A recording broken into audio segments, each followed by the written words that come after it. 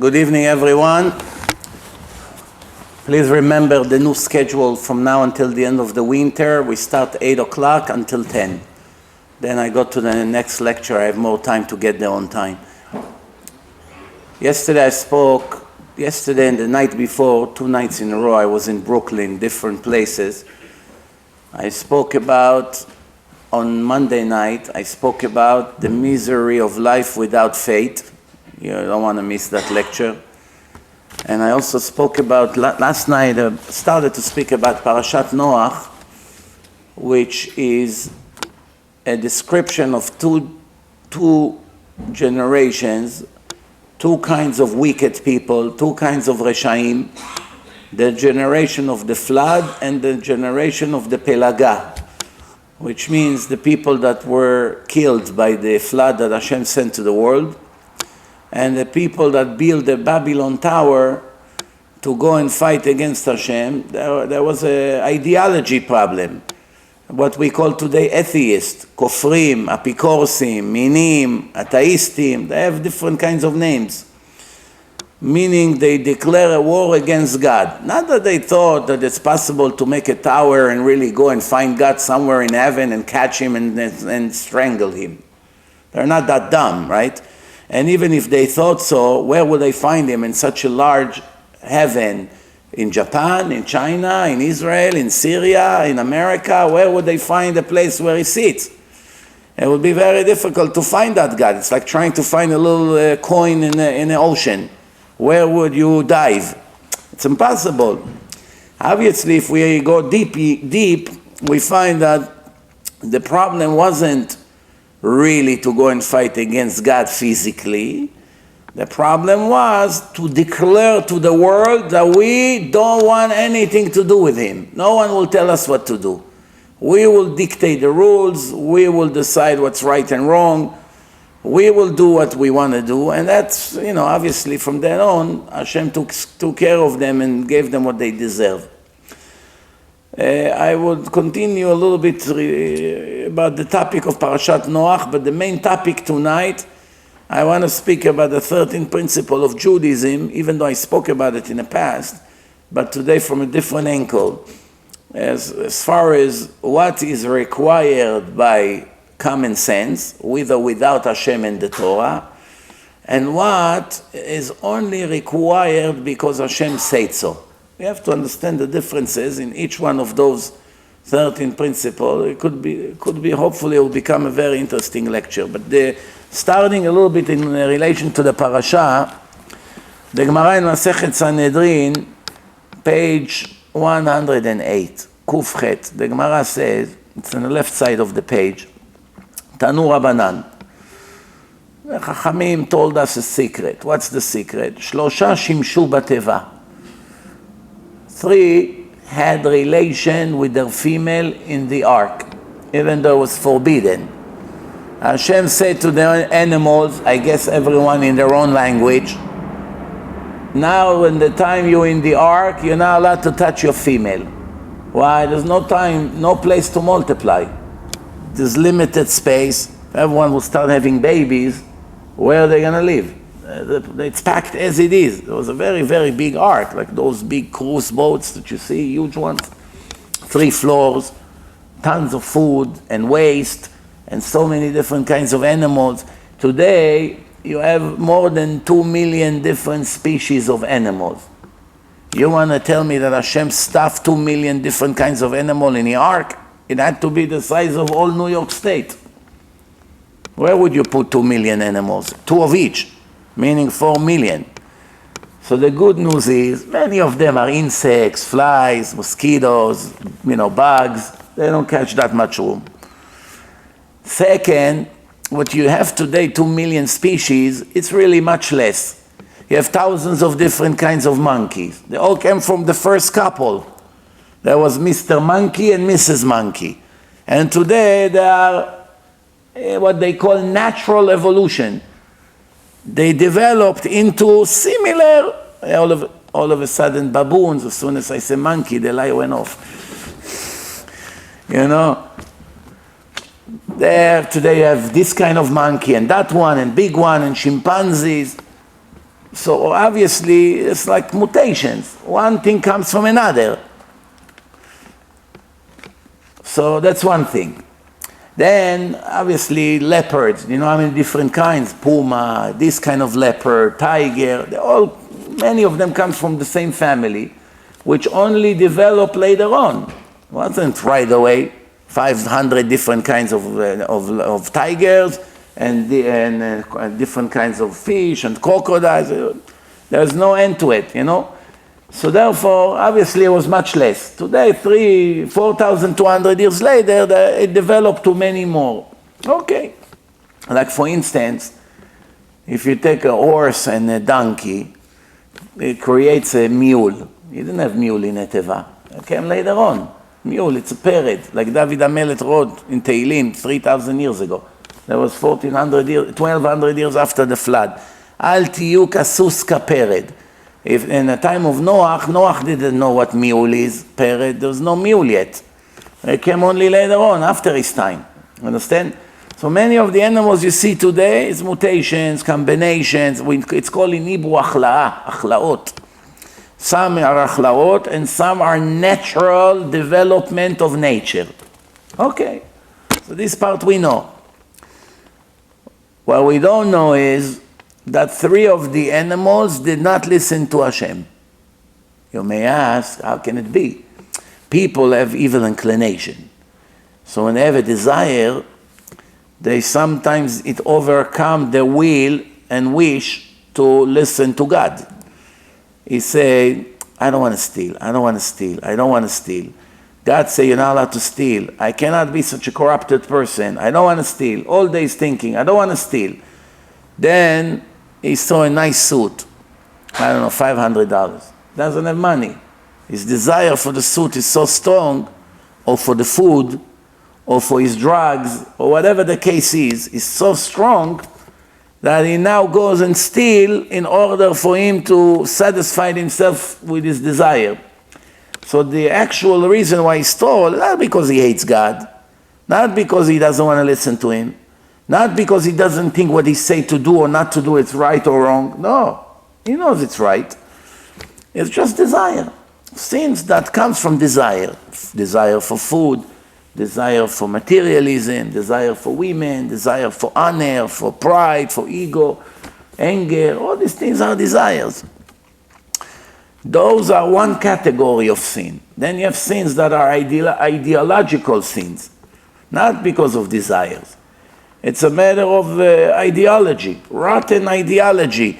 Most of the ideologies in the world are completely wrong, foolish, and rotten. Most of them. It doesn't mean that if you search with magnified glass in the entire Islam, you're not going to find some positive things over there. You will find. Why? They copy a lot of them from Judaism. So it didn't change. The fact that a woman has to dress modest in Islam, it came from the Torah. They read in the Torah that Hashem hates lack of modesty. So they took it very serious.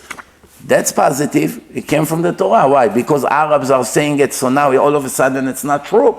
It's the same truth. It's the same truth. The Goyim copy from the Jews, many things. The concept of reward and punishment. The world cannot exist without it. It's a rotten ideology? Of course not. It's a positive and correct ideology. Without it, the world has no meaning. The world has no goal. The world has no incentive. If you cancel the punishments in the world, in 1 week the world will be over. Just announce that there's no more police, no more court for 1 week. See what will happen in the world. Everyone will be dead. Everyone will kill everyone. Everyone has enemies. He will kill his ex, he will kill his in-laws, he will kill his this, he will kill his boss, he will kill his partner. Some people will even kill their parents, believe it or not. Yes, for the inheritance. We have people like this in the world. They're horrible things. Many kids will kill their parents for abusing them, for all kinds of things. There's so many horrible things happening in the world. As soon as you allow people to take revenge without being punished for it, the world will become a zoo. Nature, everyone kill everyone, like the animals. The strong one dominates. So, some things you find positive in Islam. Same thing in Christianity. The problem is that you find a lot of nonsense over there. Human nonsense. People made it up. Cheap imitation. Incorrect imitation. In imitation, if you want to imitate a computer, you have an original laptop, I don't know, $600-700, whatever it's cost. And then someone in China, I don't know, Taiwan, he wants to imitate the same HP computer or Dell, whatever it is. Some kind of Chinese kind. So they do it 99% the same. 1% they messed up. They didn't put the right certain wires or certain fuse or, it won't work. It will die in a day, or it won't turn on, or it will get overheated. All it needs is that you messed up in 1%, the system doesn't work. If you build a Rolls Royce, I don't know, Bentley, $300,000 car, and you didn't put the right starter, it's not strong enough to start the engine. The car is worth something, it will never start. It's a beautiful, nice car. Well, I mean, you want to make it a bedroom, sleep over there, fine. To drive it, you won't be able to. How much a starter cost? $50, I don't know, $100, whatever it costs. It's no big deal. It's a little device. The car is worth nothing without it. If they make the tire crooked, it's not straight. It's a little bit crooked. They won't be able to drive. The whole car will shake. Left and right, you vomit. When you imitate something, if it's not 100%, it's over there, the timer. You can play with the timer over there. Just if it's not 100%, it won't work. But that's over here when you're talking about devices and cars and electronic. When it comes to a spiritual book, religion, when you imitated the original divine religion incorrectly, it's not that it won't work. It will destroy the world. Destroy the world. You understand? It become dark. You can't see your audience. A lot of things can happen. So, what I'm saying is, very good now. So the point that I'm making is, let me give you one example. Just one example. In the Torah, God made a difference between the Jews and the non-Jews.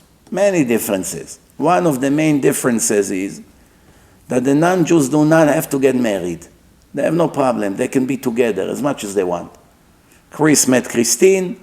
They want to be together 5 minutes later, they're allowed. They're not wasting seed by them, no holy seed, no reward and punishment about it. They can be together, no problem. Is it cheap? Maybe. Maybe it's not decent. You can say whatever you want. It's allowed, yes or no? The answer, yes. Vinny and Jennifer, they met in a bar. They want to go out tonight and be together, they're allowed. They have no restrictions. They don't need to get married. They can have children without being married. And they can separate without getting divorced. They want to have a civil marriage. It's a different story. It's a civil case. It's nothing to do with the religion. The fact is that they can live together and they can have relation as much as they want. They have no restriction on a period of the woman. There's no nidah. There's no purity, impurity. It doesn't matter at all. Any Gentile from any nation with any other Gentile from any nation, white, black, Asian, young, old, nothing is matter. They can be together and they have no problem. No problem. So their relationships, it's easy going. You basically can do whatever you want. Only one restriction they have, that while they're together, that Tony and Jennifer, they can only be together, no other people. Once they separate, they announce, goodbye, adios. They leave each other. A minute later, they can already find a different partner. No problem. Comes Christianity with a very non-successful attempt to imitate Judaism.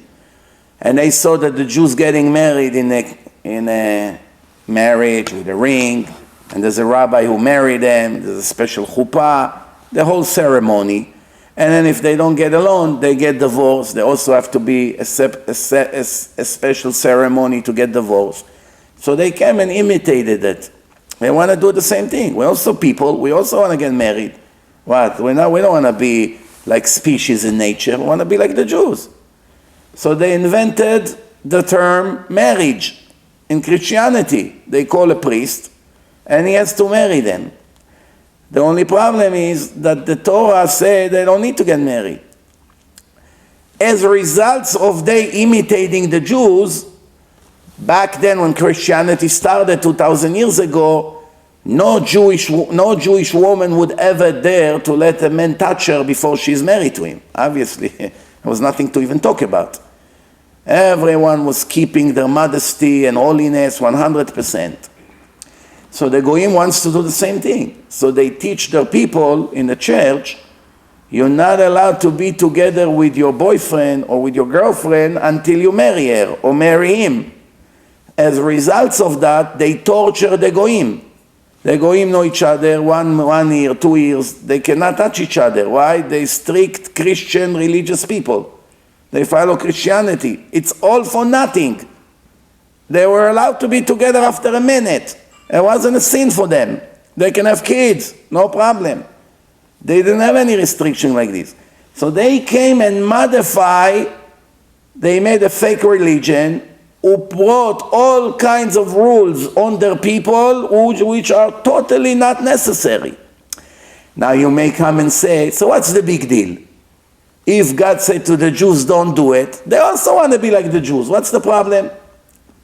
The answer is, there is a term in the Torah that God said to the Jewish people, and we say it, by the way, in the confession of Yom Kippur. God said to us, isn't it enough what I already made forbidden to you, that you go and find other things to forbid them to yourself? Meaning that Hashem is upset that we are not doing what He allows us to do. Of course, there's an exception to the rules. There's no time now to get into that topic, but just that you understand there is such a concept. Daya ma she'Torah asra. Don't make other restrictions. When I say it's allowed, it's allowed. That's it. So, of course, the Torah, Hashem is not happy, even though it's allowed. The one thing Hashem doesn't like is addictions. Compulsive, OCD, addictions, people must do it constantly all the time. That's not what Hashem like. So even once He allowed you to eat something, I don't know, steaks. It's allowed to eat steak. But if you eat every hour steak, then Hashem will be disgusted from you. Technically, you didn't really break any written rules, but you became an addicted animal. Yeah, that's it, you all desire. So even everything that is allowed has to have limitation. Hashem allowed you to marry a woman and be with her intimately. But what happened if you with her all the 2 weeks that she's pure? 2 weeks you with her non-stop. You do nothing in your life. You don't work, you don't learn, you barely pray, and that's all you do. So the Ramban say it's called Naval Birshut Torah. Naval, what's the right word in English for Naval? Is a person like a scammer, like a con artist. Someone who take advantage in a loophole in a system in any possible way, like the lawyers of today. What makes you a good lawyer? One is if you're a good crook, but not all lawyers want to be crooks. Some of them have decency, right? There's good and bad in everywhere. Those who have decency, they stretch their decency to what's permitted by the law or not, even though they know that it's not right. That's the law. The law is stupid. The lawyer knows it. But he takes advantage on the loopholes and the stupidity of the law. Like Hillary Clinton was bragging how she let go a rapist that raped a 12-year-old girl, and she say even a blind person, she said in an interview on the radio, I don't know how foolish she was back then, to be so stupid in a live interview to brag to the world that you saved a rapist of a girl and you brag about it. And she said on a radio show, Even a blind person, she's laughing, giggling to the guy. Even a blind person saw that he's guilty. It's written guilty all over him. She has no problem sleeping at night that he's going to do it to another 50 girls in the future. She doesn't care. She got her money, she got her honor, finished. Lawyers, some of them are like that. Now, did she break the rules? Maybe not. Maybe she just did what the law of the United States allow her to do, to create a doubt. She knew he's guilty. She followed the guideline. According to the Torah is different than the Constitution of the United States, as you all know, right? In America, you can put a person in prison or to put him to die, if you convicted him beyond a reasonable doubt. Meaning there's some doubt also. 5% doubt, that's okay. 95% guilty, it's good. 98% guilty. Meaning for every 100 cases, 2 or 3 or 5 people will die innocent. It's fine. It's reasonable. We're not angels. He looks very guilty. Kill him. Put him life in prison. No problem. According to the Torah, it's not allowed. If you have any kind of doubt, you're not allowed to touch a person. Even to get money out of him. You don't have a solid proof. You don't have the power to make him give money. You cannot tell him, listen, if you're not going to give money, we're going to go after you and put you in jail. And now you force him to give back the money when you don't really have any evidence that he owed the money. You threaten him about other things. We'll put you in jail for this, you push the police, you fought with the officer. We'll find what to put you in jail. So they put pressure on him. In the end, he gives back the money. Maybe in the end, he really stole the money. But they took the money in an illegal way out of him. It's against the rules. So the Torah have rules. You cannot break the rules. The rules of the Torah tell the judge and the lawyers the justice and the truth is above everything, include above the written law. It's above the written law. What does it mean? The written law is supposed to be the justice and the truth. Not always. I'll give you an example. 500 years ago, the Rama, Rabbi Moshe Isserlich, the chief Ashkenazi rabbi in the world, when the Shulchan Aruch was written, he was a judge in a court. And one person, he owned a motel, and then people paid for the room, and one person hid his jewelry or money, whatever he had, and the owner of the motel stole it. And then when he came back to the room, everything is gone, and the owner of the motel is denying, but he's the only one that has access to the room. Who else will enter? So he took him to Beit Din, to the court. The Rama was the judge. So the Rama asked, do you have witnesses that he stole it? No. Did you see it yourself? No. Can you identify the jewelry in his position? No. So what, technically, the trial should have been over right here. Sorry, no evidence, no proof, there's nothing we can do, right? That's the rule. But the Rama saw that he has a case. What person will take the owner of the motel, bring him to court, blaming him for stealing my thing? There has to be something here. How will I get the justice out? If I stick to the written rules, I have to dismiss the case. But how can I sleep at night when I know this crook will get away with that, right? Or the rapist, or the murderer. How can I sleep at night as a judge or as a lawyer who represent one of the sides?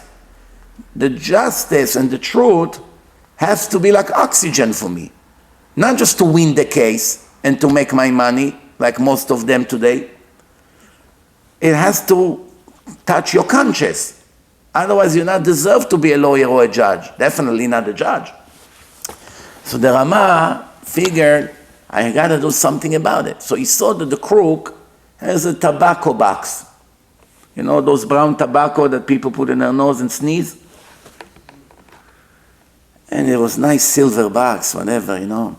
And you see that there's no case against him. He's sitting there, relaxed, sneezing, enjoying. So the judge, the Rama, he told him, wow, you look like you have great tobacco here. He said, yes, Kvod Harav, yes. Give me some. Say, oh, wow, the judge is in my pocket now. He asked me for tobacco. He gave him the whole box. Enjoy. Be my guest. So the Rama pretended. He sneezed a little bit, In the meantime, the case is going on. The guy forgot about it. He put it on the side. He called up his assistant. He said, run quickly to his wife, take this tobacco box, knock on the door, tell the wife, your husband is in real trouble in a bedding, in a court. They know he stole all the jewelry and the money, so he wants right away that you put everything in a bag and give it to me, that I bring it right away, that he will pretend that he made tshuva and he wants to return it. Otherwise, he's going to have to pay double, it's going to be a problem. And the sign that your husband sent me, that's his sign. Here, he gave me his tobacco box. She looked at her husband's tobacco box with his initial on it. Okay, thank you. He went, she got all the stolen goods. She gave it to him. He ran back to the Beit Din. He came from behind. Rabbi, I have it all here. The rabbi said to him, here is your tobacco box. Very good tobacco. He said to him, no, so you admit? No. You're 100%, you're willing to swear? Of course. You don't need to. Here is your stuff. You understand? What did you see here? Based on the written rules, what we call dry rules, Chok Yavesh, you only follow what you have. What can you do? You don't have witnesses, you have to let them go. But the Torah told the judge, be a snake in a positive way to get the truth out of the people. You don't want to let criminals go. You understand? For instance, here in America, a judge cannot help the prosecutor. If you see the prosecutor make a mistake and is about to make a mistrial or something like this, the judge is not allowed to tell him, hey, you fool, be quiet, another minute I'm going to have to cancel the whole trial. He's not allowed if he will do it like he took a side. But what about the justice? The judge already see that all the evidence show that he's really the rapist or the murderer or the thief. The truth has to be above the stupid dry law. Sometimes it's stupid. You have to follow what the reality is. Maybe stupid is not the right word, but the idea, you understand what we're talking here or no? But over here it's not allowed. Why? The truth is not so important. The rules are important. The rules become more important than the truth. But people forget that the rules were made to get out the truth. So the truth is above the rules. Do you understand what I'm saying here? Okay. So the Gemara say 3 animals actually did not listen to Hashem. We have a problem here. What's the problem? The problem is that animals are not like people. They don't have Yetzer Hara. What do we see from here? There are 2 kinds of Yetzer Hara, 2 kinds of evil inclination. Natural one that you are born with, it's binded to the law of nature, and you have Yetzer Hara that it's an external Yetzer Hara, like the snake came and convinced them to go and eat from the fruit. Before they saw the fruit, they didn't care about it. They had other millions of other fruits, many, huge garden, thousands of trees. They didn't care so much about that one. Once he started with his appeal, no, don't worry, if you eat it, you're going to be clever, you'll be divine, you'll be like God.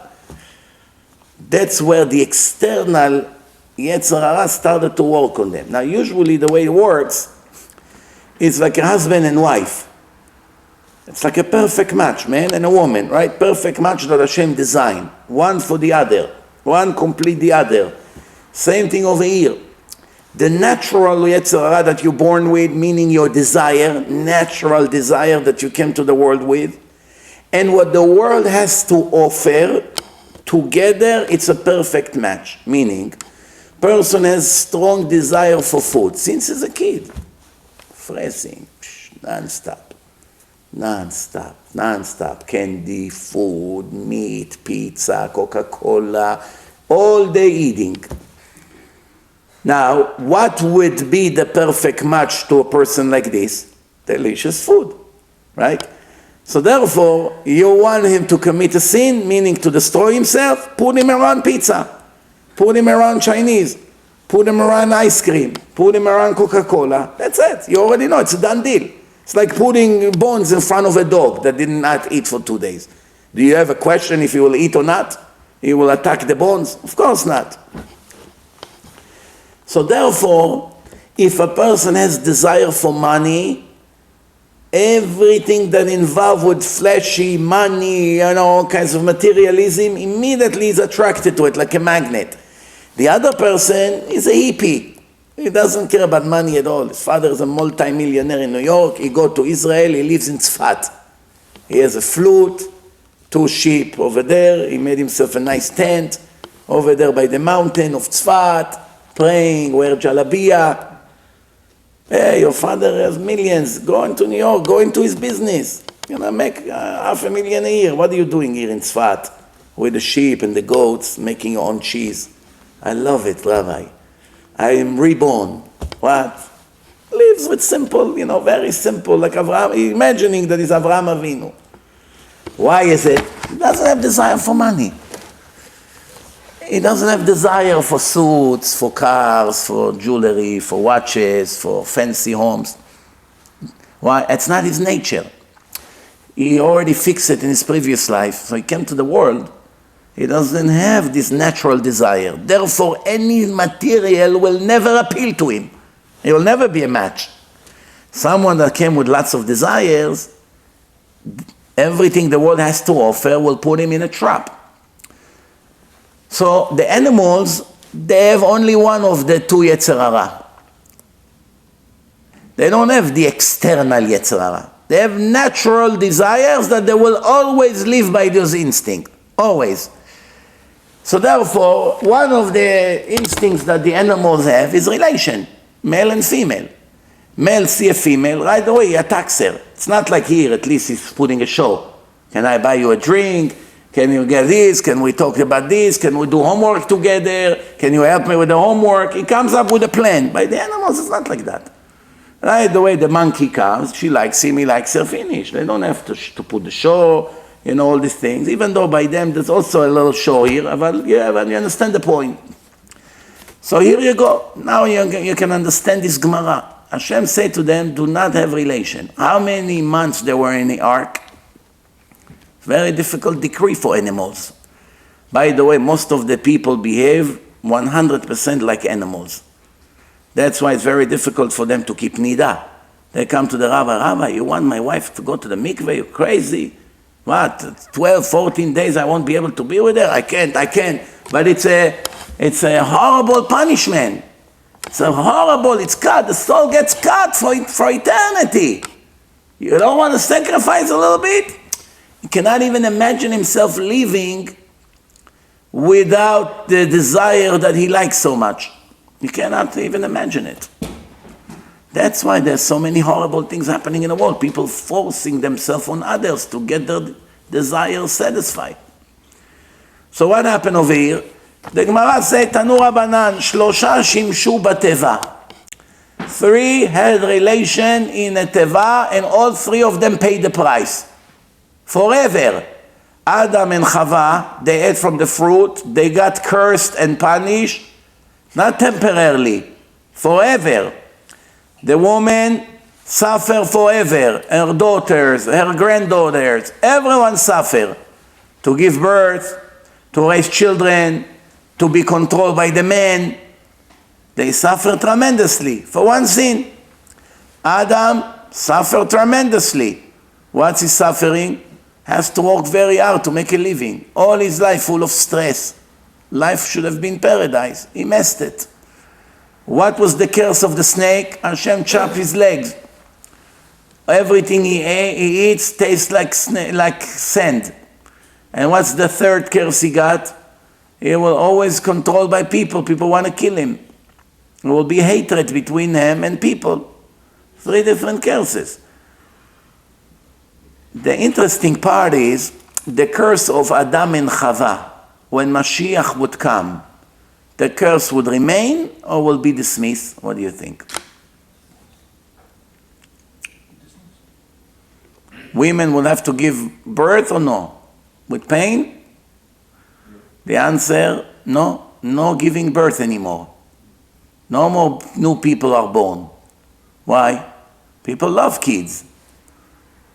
You don't need kids. What's kids? Kids is reincarnations. People that did not fix themselves correctly, coming back in a new body for another lifetime.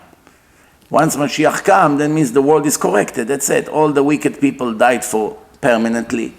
They missed their chance. And those who survive are righteous. That's it. No more chances to the wicked people. You missed the train. You stayed outside. That's it. Therefore, there's no birth. Here you go. So Chava, the women, got rid of that suffering. Giving birth. Raising children, same thing. It won't exist anymore. Because no children will be born. So she got rid of that also. Will she be controlled by the man or no? That's the third curse. ואלישך תשוקתך והוא ימשול בך. The answer no. Why no? No more desires. Hashem killed the Yetzer Hara. No more material and physical desires. Not for food, not for women anymore. Why Hashem made desire between a man and a woman? She desire him and he desire her. Why? Without that, no one will be born. No one. That's one of the main reasons why people become pregnant. Because of the desire. And it caused her to be pregnant. And now she's thinking, should I abort or not? Yes, no, yes? Okay, let's keep it. That's how people born. Many of them. Of course, the first or the second, people want kids. But then later on, for the rest of their life, they're fighting against it. I'm talking secular people. Their entire life, they are busy not having kids. They don't want to have kids. Unless if an accident happened to them. When do you know if it's an accident or not? They have a kid or two, then 10, 15 years, nothing. All of a sudden, when they already walk with a cane, a new baby came. And you know, something went wrong. At least they had the conscience not to murder the baby. Some people press a button and that's it. So who are the three animals? Oh, now the snake. So Adam, when Mashiach comes, his curses will be dismissed or will still remain? Will he have to work? No more. Ma'adanim etzuim ke'afar, the Rambam writes. There will be all kinds of pleasure and greatness that you have right now, like sand on the floor. Nobody has to work. Nobody has to fight about money, no desire for anything. We'll have plenty of what we need. No more work. Here you go. That got cancelled, this curse. What was the other curses of Adam? That's it. That's mainly the one. Got rid of it. What about the snake? What about the snake? When the Mashiach comes, the snake will grow back legs or no? Snake, according to the parable, the mashal, is the Yetzer Hara. Represent the Yetzer Hara. But it's not the Yetzer Hara. The Yetzer Hara is a very, very large range of many things. It's controlled by the Satan. We're talking about the snakes that are crawling. Will they grow back legs like they used to have, like crocodiles? Many, many legs? Or they continue to crawl? That's one question. Second question, will they still have hatred between them and people? And the third question is, will they still taste sand for everything they eat or no? Those are the three curses that the snake got. The answer, it's written by the Navi Yeshaya that after Mashiach come, you know, we say in the Haggadah of Pesach, we say, Yemei בימים, חז"ל מקדרשה, בימים לרבות ימות משיח. לרבות את ימות משיח. Meaning, כל ימי חייך, that is it's written in ההגדה, כל ימי חייך. One opinion in the Gemara is, כל, it's also to include the nights. Chazal say, it's also to include days of Mashiach. So days of Mashiach will be different than what we have right now. Okay, what's going to be different? The Navi Yeshaya says, it says, Venachash, after the Navi described all the differences that will be in the world, all the changes, he finished his prophecy by one sentence. Interesting, amazing. Venachash afar lachmo. The sand, the snake, still eating sand. Meaning other things will be dismissed. But one cares, he will still have, even when Mashiach comes. When he eats, it will still taste like sand. The snake. Now I have a doubt in my mind. So that means he won't have hatred anymore between him and people. No one will be afraid of snakes. Snake won't beat people. They won't kill people. No one dying anymore. It will be the resurrection of the dead. No sicknesses. No problem. So therefore the snake won't bother people. The snake can go in your yard and he won't ever touch you. Why? Hashem will dismiss that hatred. The question is, what about the legs? The legs is a part of the curse that he eats everything like sand, or it's a different curse? Meaning, will Hashem give them back legs or no? That's the question we have to know, we have to check. 3, violated the instructions of Hashem in the ark. Tanu Rabbanan, 3 שימשו בתיבה וכולם לקו. All 3 of them got punished. כלב, dogs. Orev, ravens, the crows. Vecham. Cham. Who's Cham? The son of Noah. Which son he was? The third one. Shem, Cham, and Yefet. He's the second, but he's the third one. You'll soon understand what I'm talking about. When Cham, he had 4 kids. Who were his kids? It was Mitzrayim. One of his sons were named Mitzrayim, Egypt. One of them named Canaan. One of them called Put, and one of them called Cush. 4 kids. His fourth one, his name was Canaan. The fourth one, meaning the youngest out of the 4. When Ham came and he saw his father drunk in a tent, he saw an opportunity. What was the opportunity? He said, I already have 2 brothers to compete with on the inheritance. This father of mine probably will have another 20 kids. The more kids are born, the less will be my share. Now it's an opportunity to do something. What? He's drunk, he's sleeping, he doesn't understand. Let me castraterize him. He won't ever be able to have kids. That's what he did to him. This is what the Torah said when Noah woke up, Vayaret asher asa lo bno. How did he know? He wasn't there. No one was there. There's no camera, no witnesses, no nothing. How did he know what his son did to him? It means something in the body. He saw. And then he realized why he cursed Canaan when Noah woke up. He didn't curse Ham directly. He cursed his 4th son. That he will be slaves and his children will be slaves forever. Why? You made me unable to have a 4th kid. You already have a 4th kid, but you'll never enjoy from him. He will be cursed to be slaves forever and ever to his brothers. That's how slavery came to the world, from this. And there were many, many generations who many people were slaves. I don't have to tell you about that. If you know a little bit history, even in this country. So what were the punishment? What was the punishment of the dog for having relation with his female? What is punishment? That from now on, every time a male dog and a female dog have relation, what happened to them? They get glued. They have glued. They don't want to be like that, but that's a part of the curse.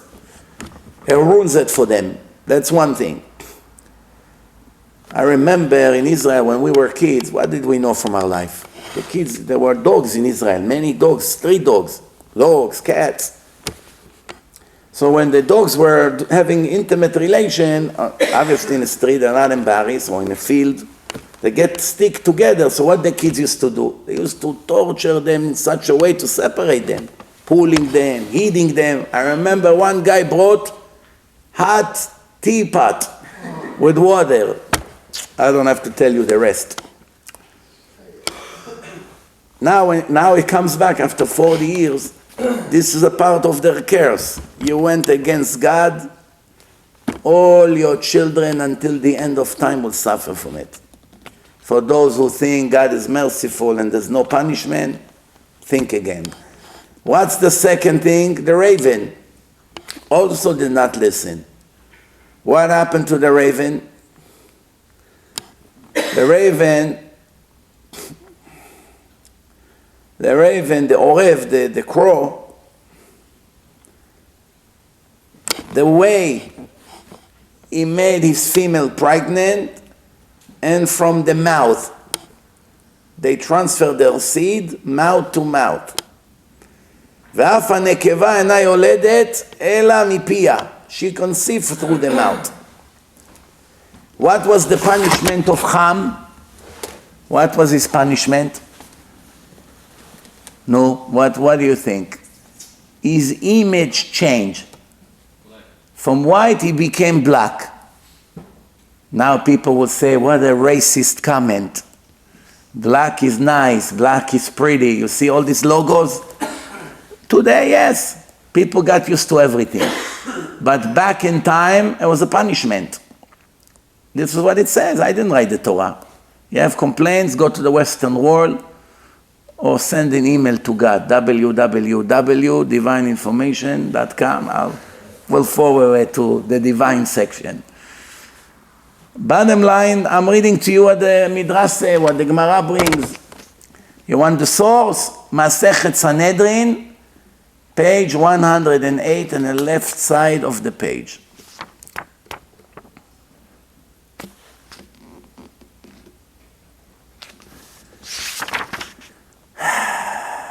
Unbelievable. I wanted to begin with, as I told you in the beginning, I want to focus on one important thing in the 13th principle of Judaism. It's recommended every morning when we finish to pray Shachrit to say it. הרי אני מאמין באמונה שלמה. Here I am believing in full faith. ב13 עיקרים של התורה הקדושה. In the 13th principle of the Holy Torah. 13th principle. 1. שהקדוש ברוך הוא מצוי ומשגיח. That Hashem exists and He supervised. Meaning, just exist is not enough. Exist and supervise. Not like some atheists say, yeah, I believe there is a God. I see a creation, I see an order, I see a plan. I cannot deny that the superpower, call him God if you wish, made the world and made me. But he went to sleep. That's it. He made the world, he made rules, and now from now on it's all coincidence. Accident, money, poverty, wealth, it's all luck. Luck, efforts, we do it, we don't do it, we mess it up. It's all in our hands, 100%. We and the nature declare everything. Comes the Torah and say, no, my friend, no. There is a God and He's mashgiach, meaning He's supervising every detail. That's the first principle. It goes together. It's considered one, not two. Meaning one without the other, it's nothing. Just to believe there is a God, but without believing He's supervising, it's not good. You cannot believe He's supervising without believing there is a God, obviously. It goes together. Second, that there is only one. The world has one creator, one boss, not more. Not two, not like the Greeks, the God of love, the God of the ocean, the God of grandmother, the God of grandfather. All kinds of gods they made up. The God of the basketball, the God of the boxing, whatever you like, you want to call it. They made a lot of different gods. The God of love. So there's only one. Same God that gave us the Torah, that's the one we're talking here about. The third principle, אין לו גוף ואין לו דמות הגוף. He has no body and no image whatsoever. It's not physical. Body means wood, metal, skin, flesh, anything that is material. It's not a container of something that has something in it. No, no materialism. And it doesn't have an image, meaning even a spiritual image. Physical image, we understand. But what about spiritual image? Like in your mind, you can imagine a picture. It doesn't really exist, but you see a clear picture in your mind, right? You want to imagine now a beautiful mountain, and it's raining on a mountain, and there's beautiful leaves are falling from the trees. You can create a film in your mind. None of it exists. And it doesn't come from your memory. It's not something you saw. You're just imagining, you're creating in your mind a film right now, or a thought, or a picture that doesn't exist, but it's a spiritual picture. In your mind is very real. You can describe all the details. To describe God in your mind in any image, it's also a sin. It's forbidden. He has no image. Okay, so that's the third one. The fourth one, הוא קדמון לכל הקדומים. He was the first. Nothing was ever before him. Nothing in the world existed or any other planet before him. Meaning there was a time that he was alone in existence. Nothing else existed. Just him.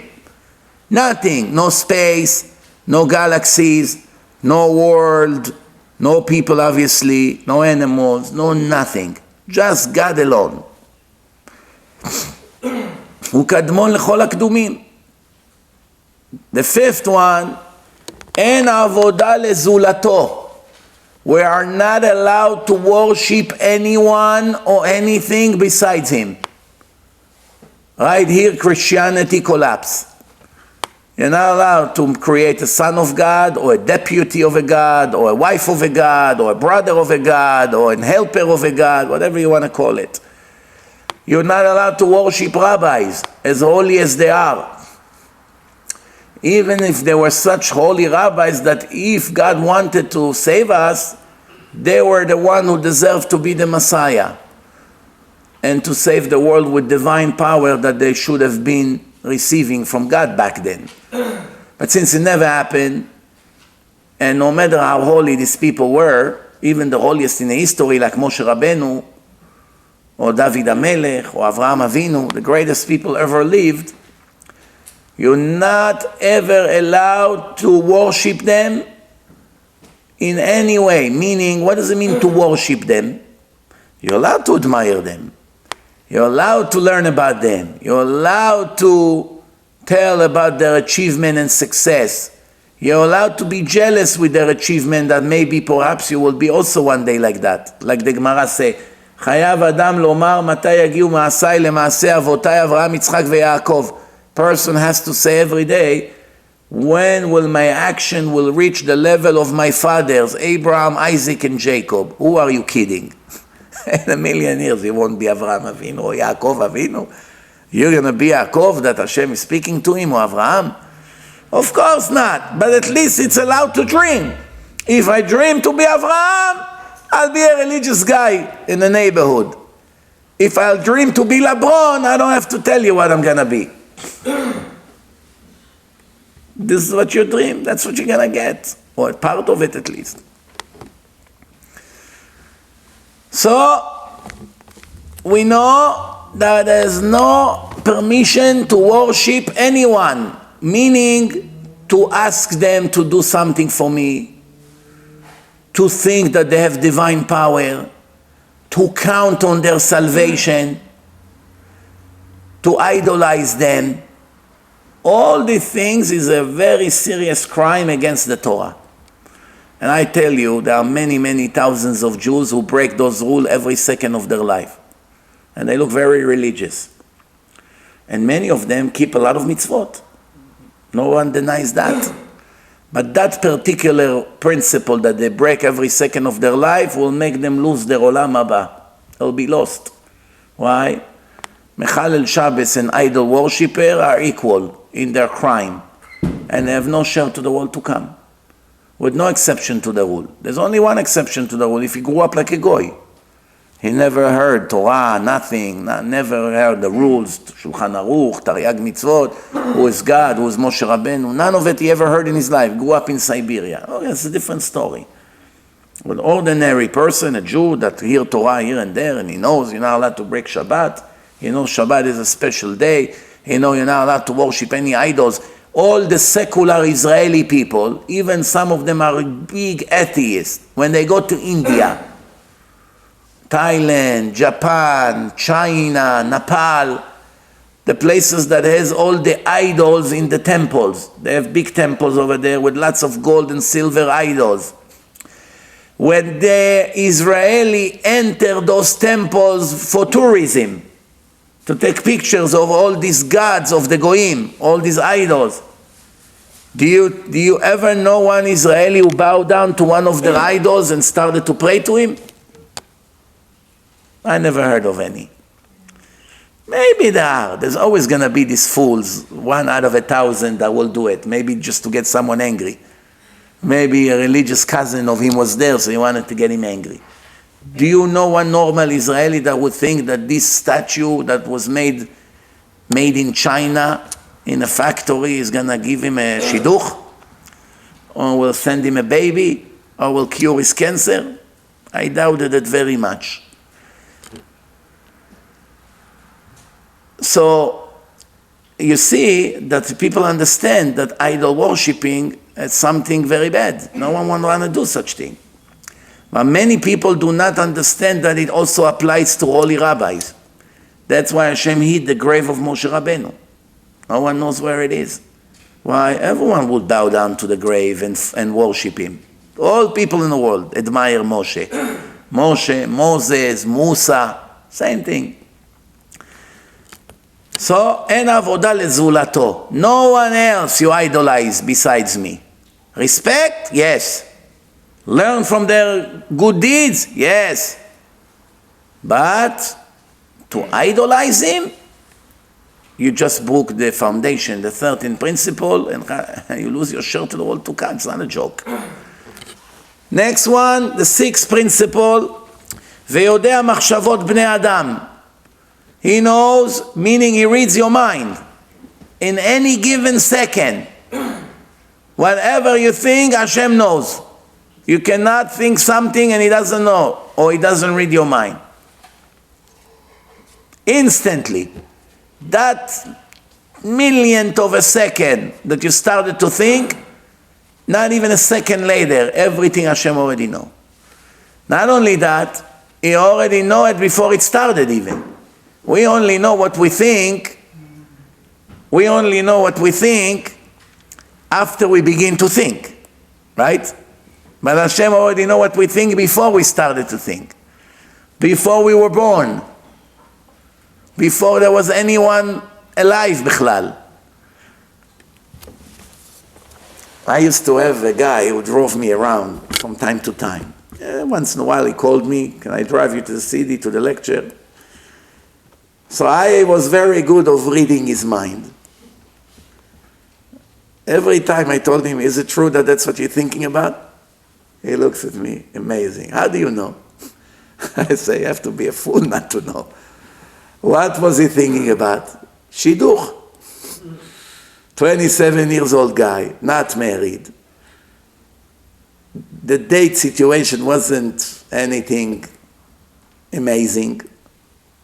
The few chances that he had here and there did not work out so well, sometimes from his side, sometimes from her side.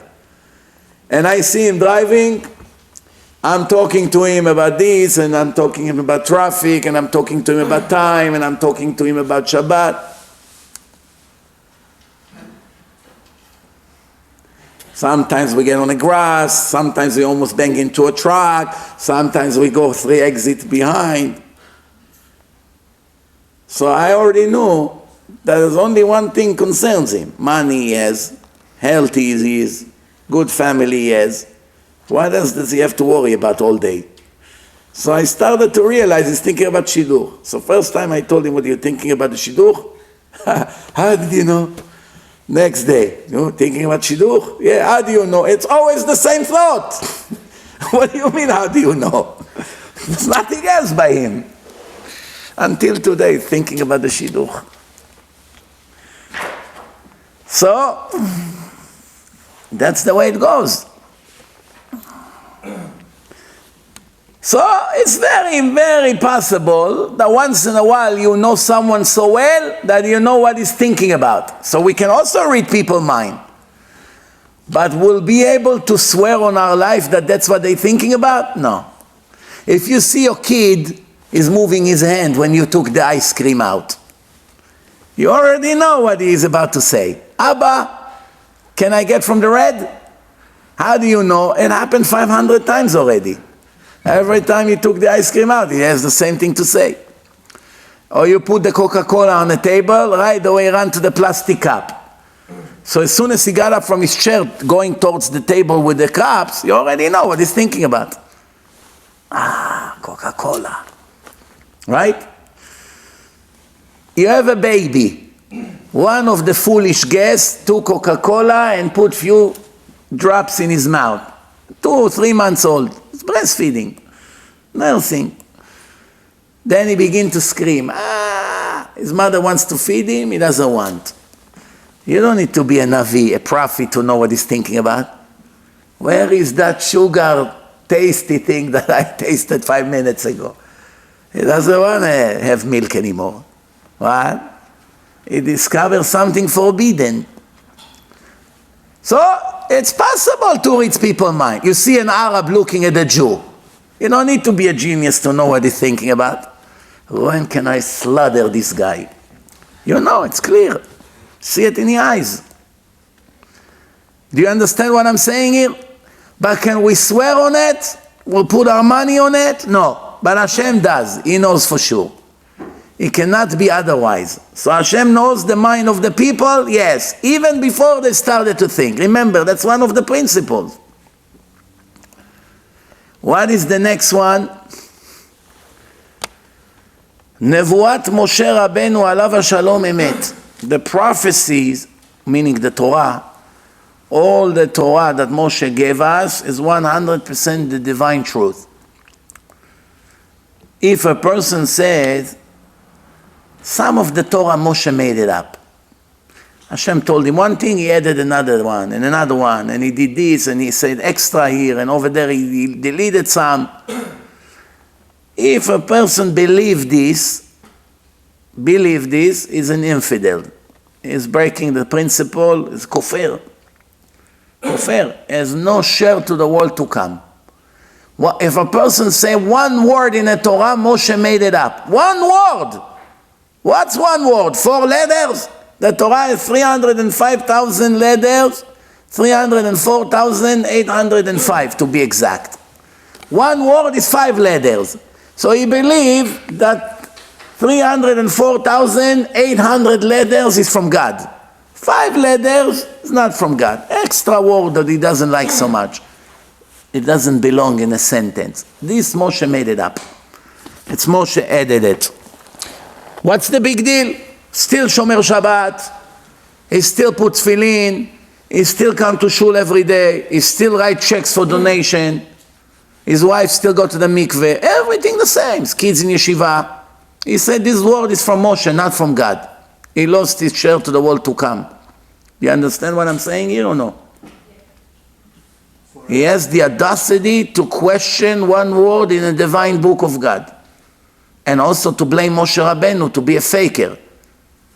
You blame a holy person, you deserve to lose your life. I admire him. He gave his life for my Torah, and now you suspect him? You're making him a liar, a faker? You're blaming him for forging my document? This is what you hold of him? Why do I need a person like you? The person that I wrote in the Torah, that is the master of all prophets, the most humble person ever lived, and I name my Torah after him. Zichru Torat Moshe Avdi, it says. The Torah of my servant Moshe. It didn't say the Torah of my servant Itzik or Avi. Right? The Torah of Moshe. That's how the Torah said, Torat Moshe. You questioning my servant, my loyal servant who gave his life for my nation? I don't want you in the eternal world. I don't want you. You don't deserve to be there. But I'm Shomer Shabbat. Come on. What? It's not, I made one mistake. Of course, you can do tshuva for it. We are only talking now if you died like that. If you were like that 40 years of your life and then you made tshuva and you corrected it, that's like every Baal tshuva.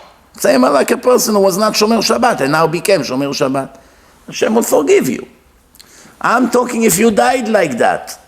This is what the Gemara in Sanhedrin brings a list of people who lose their share to the world to come. Jews, in case you didn't realize. We're talking about Jews here that lose their share to the world to come. Next one, the eighth principle, that Moshe Rabbeinu is the master of all prophets, meaning the highest one. There are many, many prophets, 48 to be exact. He is the captain of all of them, the highest. Why? What's the difference between him and all the others? First of all, he's the one who gave the Torah. They only gave additions to the Torah. So it's already obviously you can see the difference. But there's one other difference. What is it? All the prophets had to faint or to fall asleep to get a prophecy. They couldn't be up walking or standing in the street and talking to Hashem while their eyes are open. No. The only one who was able to receive prophecy from Hashem when he was unconscious, when he was awake, when he was walking around and looking around and connected to the world is Moshe Rabbeinu. Lo kam od navi ke Moshe. No prophet ever rise like Moshe. Rise meaning on his legs. Is the only one who was able to stand. They all had to lay down. The Jews and the non-Jews, such as Eov and other Goyim that are prophets. Bilam was a prophet of the Goyim. What did he say to the messengers of Balak? Stay here for the night. I see what God will tell me at night. Why? Talk to him now. Why we have to stay by you to sleep? I want to go back. Tell us what he, go into the room, talk to him and come back. No, I have to go to sleep. Same thing Lavan. Hashem came to speak to him only when he was sleeping, not when he was awake. Then the ninth principle, שהתורה נתונה מן השמיים. That the Torah is 100% a divine document. It's not people that wrote it. It's not a book of wisdom that people made up. It's 100% from the creator of the world. Every letter. The 10th principle, the Torah will never ever change even by one letter, God forbid. If a person delete one letter from the Torah, death penalty. If he added one letter to the Torah, death penalty. We're talking accidentally. I mean intentionally, I'm sorry. Intentionally, not accidentally. Accidentally, we can skip a letter by mistake. Intentionally, I don't like this word, let's delete it. I don't like this letter, let's delete it. Right? Like one of my uncles, that was not religious, he once told me, I prove to you that Hashem loves all the people, also the wicked people. I say, how? He say, שומר השם את כל אוהביו ואת כל הרשעים. You see? Hashem is guarding all his lovers and all the wicked people. I got confused. Wow, I was 2 days religious. What did I know? Then I went to my cousin. I said to him, you know what the uncle say? Why to be religious if Hashem loves the wicked also? He said to me, no, Hashem doesn't love the wicked. He hates them. I said, no, but uncle say different. Otherwise. He said, what did he say? I say, שובר השם את כל אוהביו ואת כל הרשעים. My cousin started to laugh. He forgot one word. ואת כל הרשעים ישמיד. Will destroy all the wicked. Destroy means for eternity. One word he decreased from the sentence. The ignorance, they don't tell the difference. Change the entire meaning of the entire life. Just take that word out of the Tanakh. Take it out. שומר השם את כל אוהביו ואת כל הרשעים. Hashem guard all his lovers and all the wicked. Fantastic. Yalla, bring the pork. Yom Kippur, open the table. No? Why? Hashem is loving me, he's guarding me. Why being religious? Hashem is loving, is merciful. Don't worry, JC, take all the suffering for us. All this nonsense that people make up. Sometimes you don't know if to laugh or to cry. It's really dumb. Especially when it's written in the Torah, Ish bechet'o yumat. Everyone is responsible for his own sins. So how can you believe such nonsense that one day someone made up? Don't worry, here, JC on the cross.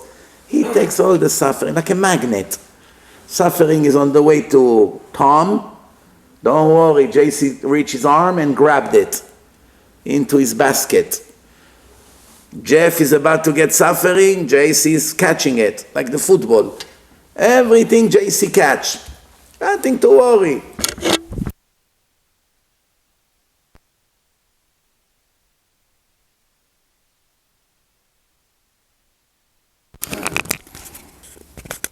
Tov. Time is running out. I have to get to the point. So far we didn't get to the point of the lecture yet. Hopefully we'll make it. Otherwise, you know what it's like? It's like you drive from Muncie all the way to Lakewood for Shabbat. Traffic, Garden State, you're going crazy 3 hours. Then you come 1 minute before Shabbat start, 5 miles before you're stuck. What was the whole ride for? Now you're stuck on the highway, you cannot get to your friends for Shabbat. It's the biggest nightmare. Biggest nightmare. Better not to leave. Okay, I won't be there, but at least I won't waste 3 hours.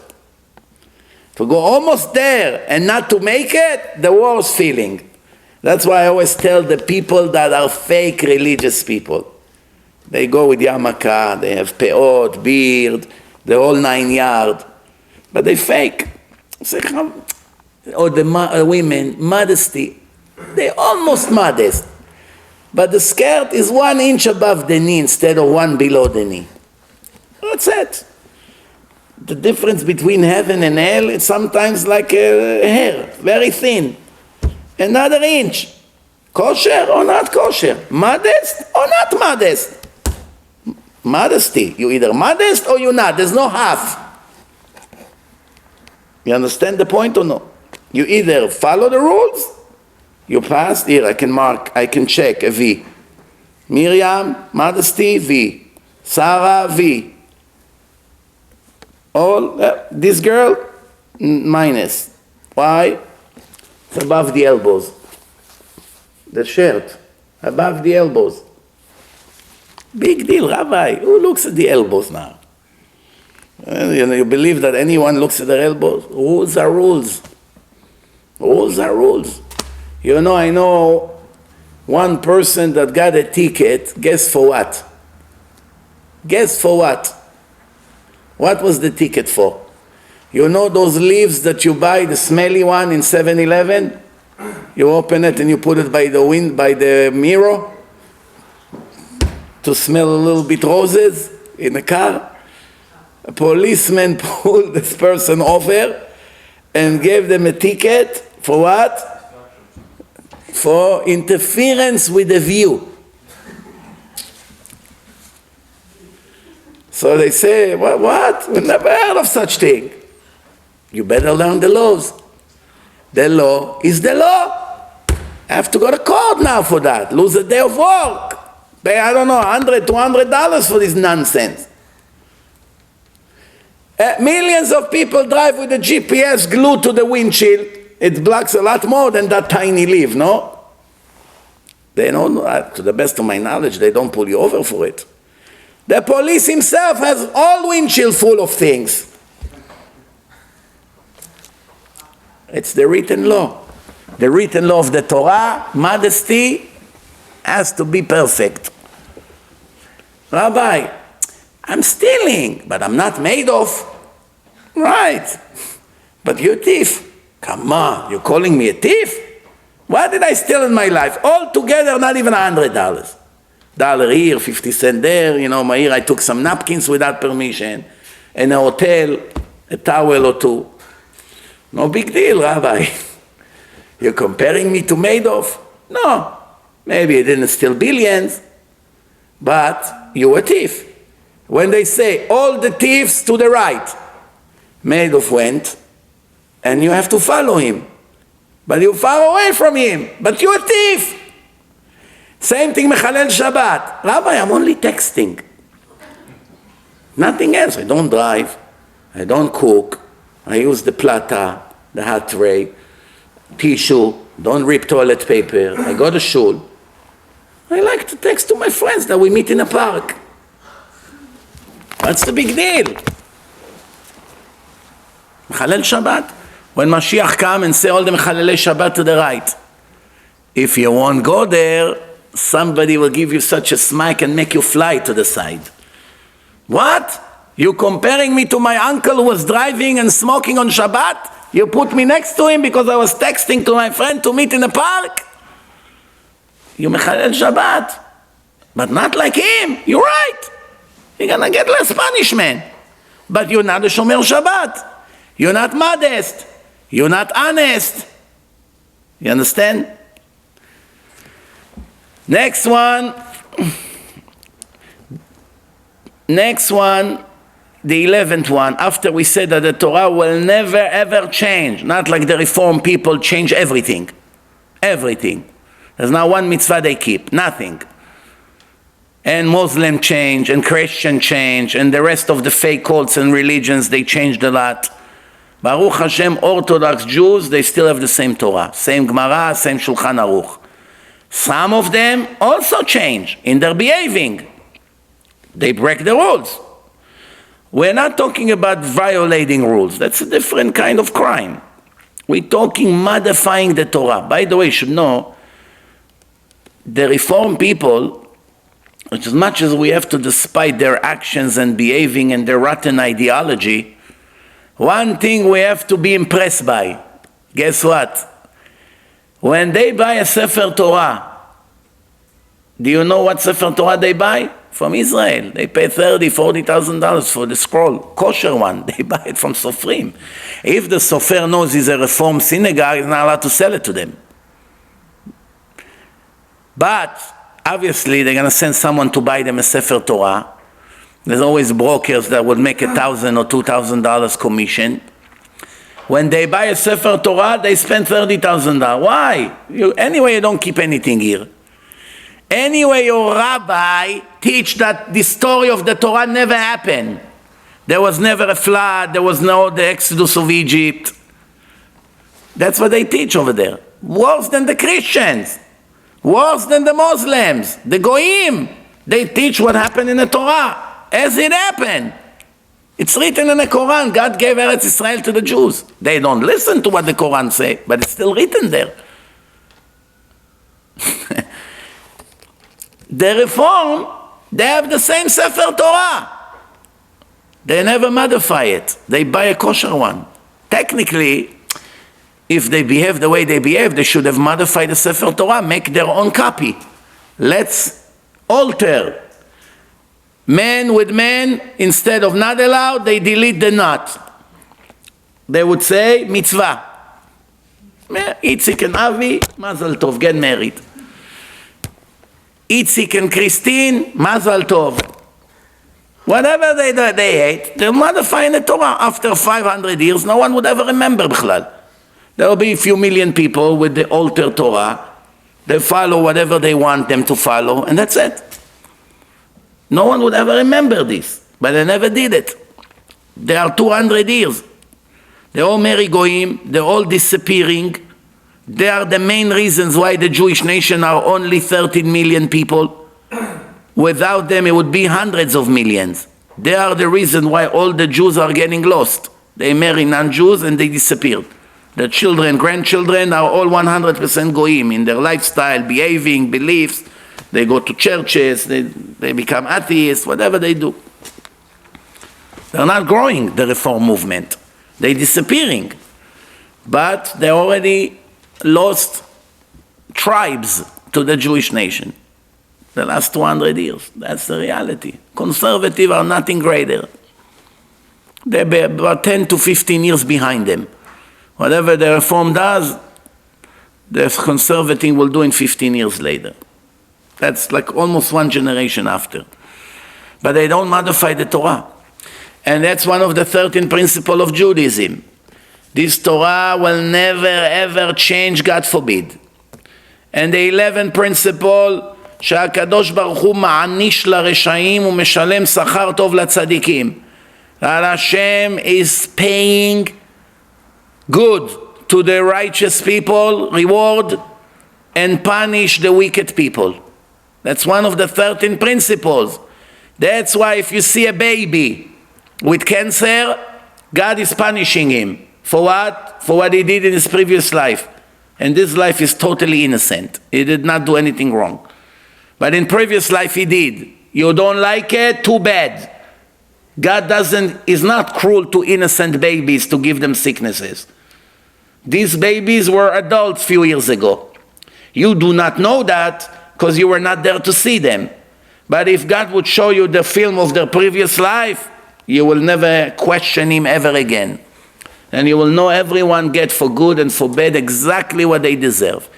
Every bad thing happened to us in our life, we deserved it. If you dare to say I didn't deserve it, you just broke the 13th principle of the Torah. Remember this. All these people who fight me in the internet and fight and curse, and they're all breaking the violations, the principle of the Torah. They go crazy when you tell them, Mechalel Shabbat Mot Yumat. Why? It's written in the Torah. It's one of the 13 principles. They go crazy when you tell them that people are paying for their previous life, even though it was proven already many times scientifically. Many times.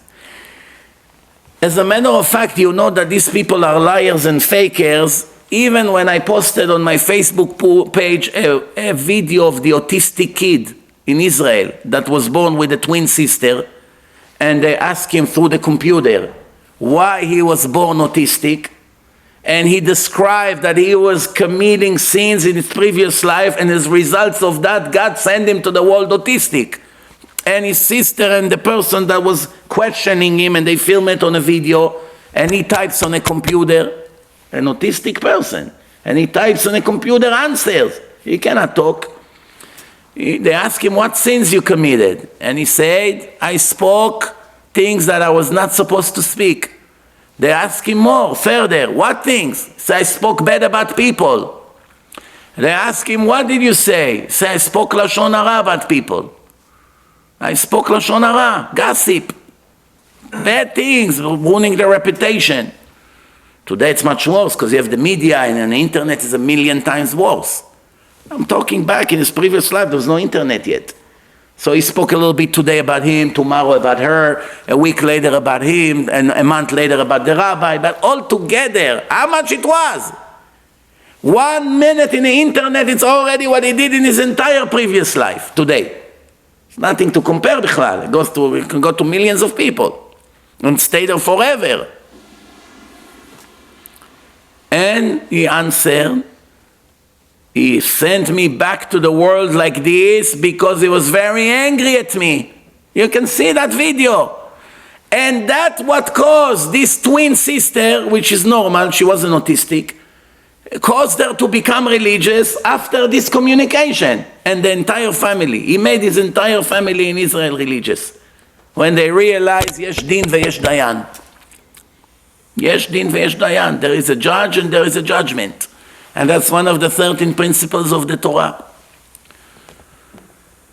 And the next one, the 12th one, that the Messiah will come. It's not a myth or a theory of wishful thinking. No. It will happen for sure. It's written in the Tanakh many times by different prophets. There are two conditions. One, prior to schedule, if we have the merit.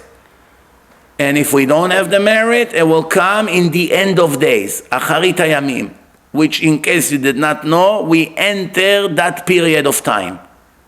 Any minute it can come. Now we're already in a time. We are now on schedule. 50 years ago, we were prior to schedule. We needed a merit for it. Now, even if we don't have the merit, one musician from Israel, very famous, I exchanged some text today with him. He went to a bar mitzvah in a Kotel HaMa'aravi, and he saw the people, how they are, and he saw the Reform women with the fights. Today they had a big fight in the Kotel with the Reform women that comes with tefillin. They don't even believe in a tefillin. They only come to get people angry. Look what they are sacrificing to make provocation against the religious people in the Western world. Look how wicked these women are. Putting yarmulke, coming with their mini skirts and high heels, with Sefer Torah and tefillin to get everyone angry. They care about the Western world. They don't even believe in God, half of them. And the other half deny that the Torah, that the Jews were in Egypt. Not only that, some conservatives are also like that. There's one famous conservative rabbi in Beverly Hills, Wolpe his name. He has a whole block or two. His shul probably worth $30-40 million over there. He is the highest pay in America. He makes more than 1-point-something million salary a year. He said in his lectures, there was no such thing Exodus of Egypt. And he called himself a rabbi. That's the whole Torah. All Judaism is around the Exodus of Egypt. Tefillin, Zecher Litziat Mitzrayim. Shabbat, Zecher Litziat Mitzrayim. Kiddush, Zecher Litziat Mitzrayim. Pesach, Zecher Litziat Mitzrayim. Sukkot, cancel the whole Torah. What do you need holidays in your shul? What are you making Passover there, Bichlal? What do you need to open? Make it casino. Well, you come and declare there's no such thing and now you're celebrating Passover? But the people are foolish enough over there to continue to go to this kind of congregation. Hard to believe. שהקדוש ברוך הוא מעניש לרשעים ומשלם שכר טוב לצדיקים, שיבוא מלך המשיח, the Mashiach will arrive. And the last thing, the 13th one, שהמתים עתידים לחיות. That the dead people will all resurrect, only the righteous dead people will resurrect. The rest will never resurrect. Resurrection of the dead will be after the arrival of the Mashiach. Some Jews are buried overseas. If they were righteous, they will resurrect. And some are in Israel. The ones who are buried overseas, Hashem will make tunnels under the oceans, and their bones will roll all the way from America to Israel, or from Europe to Israel, or from all the rest of the world where our Jewish righteous people buried. They will all roll into the Holy Land and will resurrect over there. But it's inconvenient. It's not so convenient for the soul before it enters back into the body that the bones are rolling. That's why Yaakov Avinu made Yosef swear to him that he's going to bury him in Israel and not leave him in Egypt. One of the reasons is because he did not want to be in Gilgul Mechilot, like the Zohar is teaching us, the Kabbalah. Also, he did not want the Egyptians to make him an idol, because when God told Yosef about the mystery of the dreams of Paro, first dream was about, the first 6-7 years, about 7 good years. And then come 7 bad years. But when Yaakov arrived, there was 2 years after the bad years started. Starvation for 2 years. As soon as Yaakov arrived to Egypt, the starvation was cancelled. They got away with 5 years of starvation, thanks to Yaakov. They realized Yaakov is important. He's the father of this Yosef the righteous. So everyone admired him. Even Paro invited him to give him a blessing. So when Yaakov knew when he died, they're going to make his grave an idol. Don't leave me over here. Also, he knew that Moshe Rabbeinu, one of the 10 plagues, that he makes the ground with lice. He didn't want to be buried in a place like this, Tameh. There are reasons, but the main reason, Gilgul Mechilot. They didn't want to be rolled. They wanted already to be in Israel, in Hebron, to get up right away when Mashiach comes. Those are the 13 principles. Why did I read them to you now? I want to ask you, we'll go over it quickly. Let's see how many of the 13 principles we were able to know without knowing about God and the Torah. If you're born in Siberia, I don't know, in a jungle, you never heard of God and you never heard of a Torah. Never in your life. How many of those 13 principles you would know because it's required by common sense? That's the topic of tonight's lecture. The introduction was 1 hour and 40 minutes. The lecture will be 15 minutes now, until we finish. We needed a long introduction. Let's go one by one, and I want your help. Tell me, please, which one of those we would be able to know without knowing Torah and without knowing about religion. Okay? One, the first one, that there is a God and He supervises the world. Would we be able to know it without getting Torah? It's required by common sense or no? What do you think? Huh? Why yes? It's, Rambam said you have to know, like that. You have to know, but the question is, we have to know because we got the Torah. I'm talking before we got the Torah. Abraham used common sense. Oh, so Abraham reached it without having a Torah. How did he reach that conclusion? It's very simple. You look at this Bluetooth. It's a small device, quarter pound, right? How much? It's 2 or 3 wires inside, few buttons, that's what it is. I'm willing to swear on my life and the life of the children that it is designed by a human being. Why do I take such a risk, my life and the life of my children? Because it's 1,000,000% guaranteed that it was designed by someone.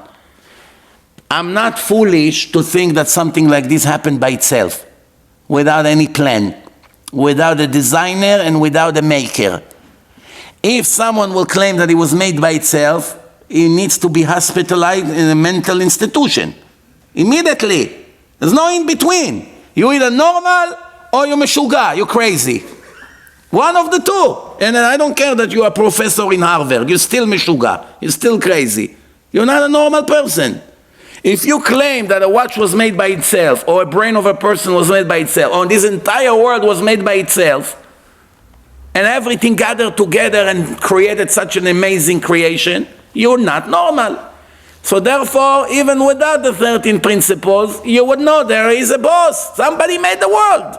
You wouldn't know that his name is God, or Hashem, or whatever you want to call him, but you would know the world has a creator.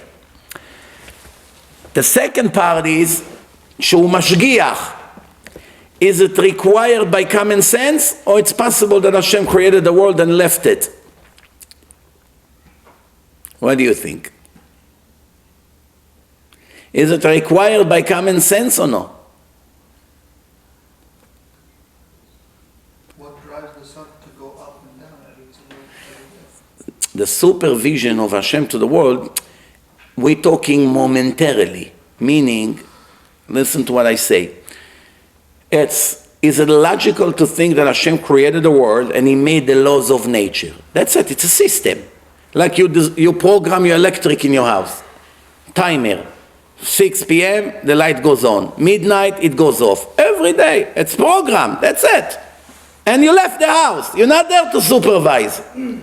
You put the sun, you put the moon, you made gravity, you made the movement of the galaxy. That was in the creation. And you left.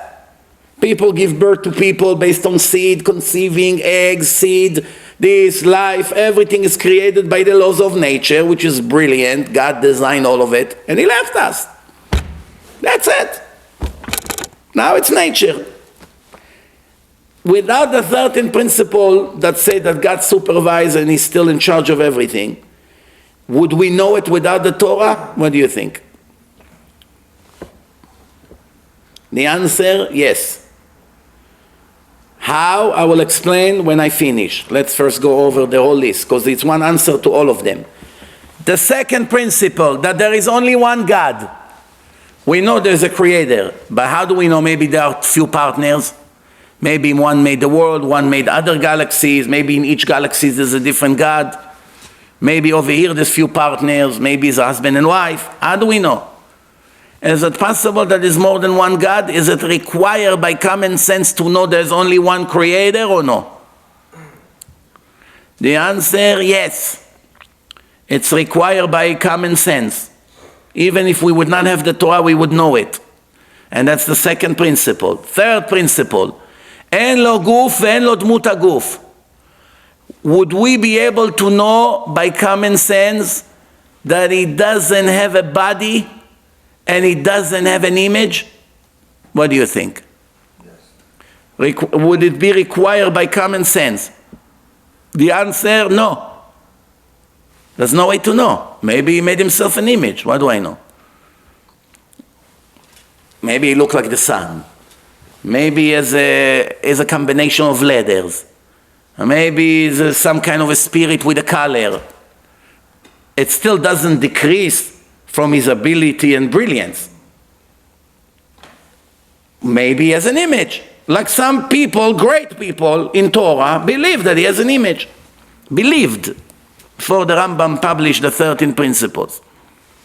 So that's not so required by common sense. His image and his shape and he has, we don't know.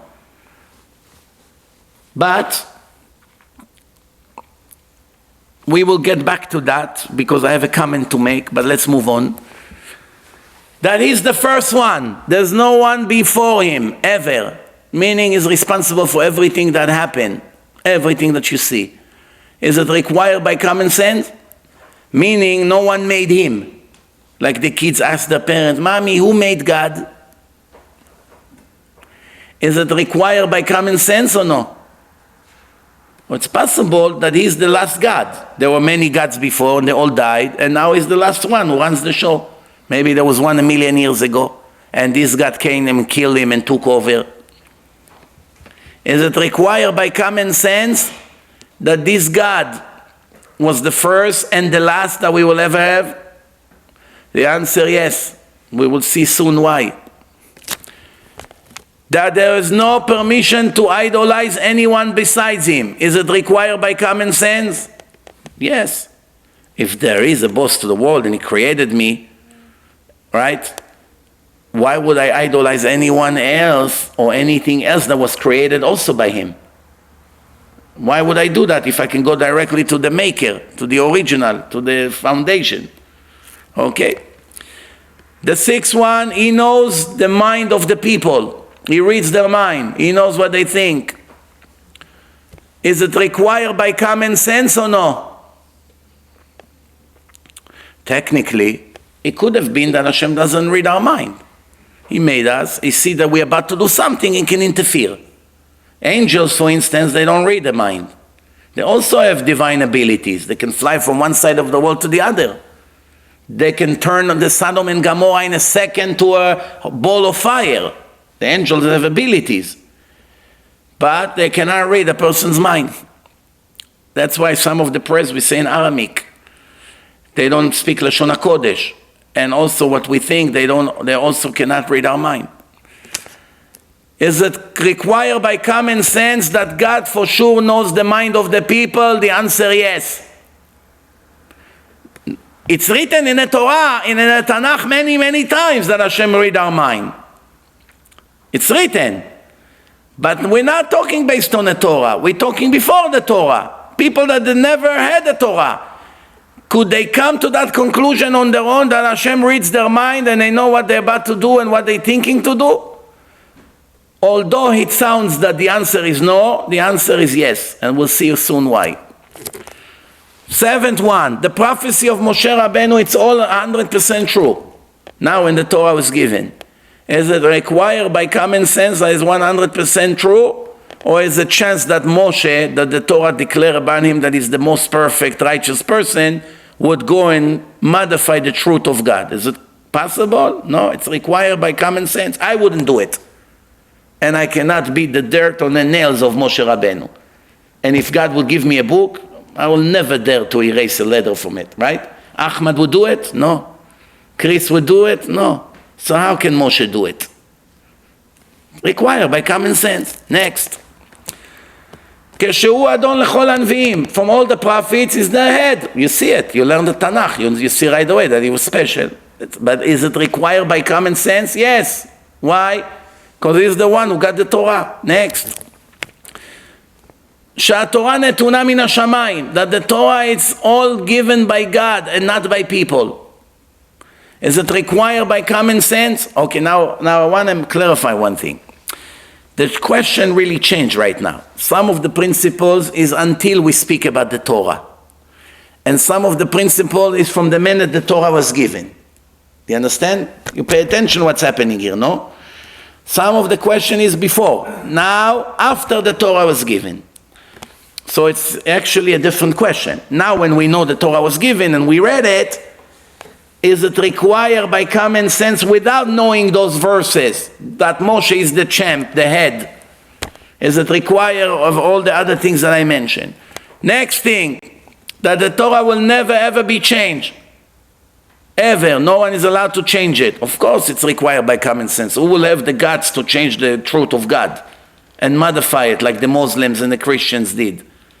It doesn't make sense. But you see, many people did it, but it's required by common sense. Many Christians told me over the years, it never got to me, how all of a sudden JC will be the Messiah and all these things, and some of the things in the New Testament contradict the Old Testament. How can we modify the truth of God and say something else? Same thing Muslims. If it's written in the Torah that God loved the Jews and he gave them Israel, how all of a sudden they say in the mosque the opposite? Some Arabs realize it. Something is not right here. And here comes the punchline, the 11th one. שהקדוש ברוך הוא מעניש לרשעים ומשלם שכר טוב לצדיקים. That Hashem pays and reward the righteous and punish the wicked. Is it required by common sense before the Torah was given, in the time of Avraham Avinu, in the time of Noah? If they did not speak to God, they look around in the world, and they know there is a creator to the world because they see the world was created in a brilliant way. Is it possible without knowing about the Torah to come to the conclusion that God benefits the righteous and punish the wicked? What do you think?